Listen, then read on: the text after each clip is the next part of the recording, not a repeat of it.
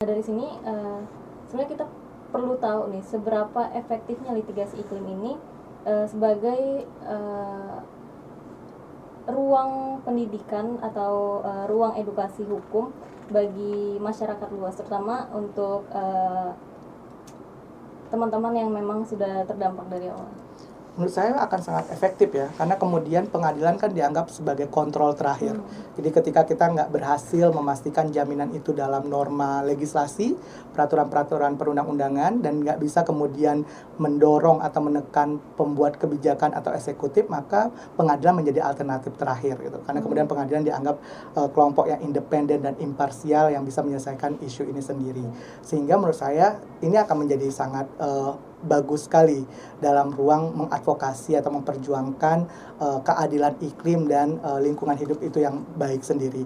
Bahkan saya akan melihat bahwa ini akan menjadi game changer kalau nanti kemudian ternyata misalnya Mahkamah Internasional mengatakan memang ketentuan berkaitan dengan NDC itu adalah legally binding, artinya mengikat, sehingga kemudian semua negara harus mematuhi dan tunduk dan serius ketika menyusun NDC-nya mereka masing-masing. Karena once mereka gagal gitu ya mencapai apa yang mereka janjikan dalam dokumen NDC, maka akan ada jalur litigasi berupa gugatan yang diajukan, entah itu gugatan pada level internasional apabila itu berkaitan sengketa negara dengan negara, atau kemudian karena levelnya tadi NDC itu dianggap sebagai suatu dokumen yang legally binding yang mengikat secara hukum, maka memungkinkan ada gugatan-gugatan dalam konteks pengadilan domestik berkaitan ketika pemerintah tidak bisa mewujudkan apa yang mereka janjikan itu sendiri.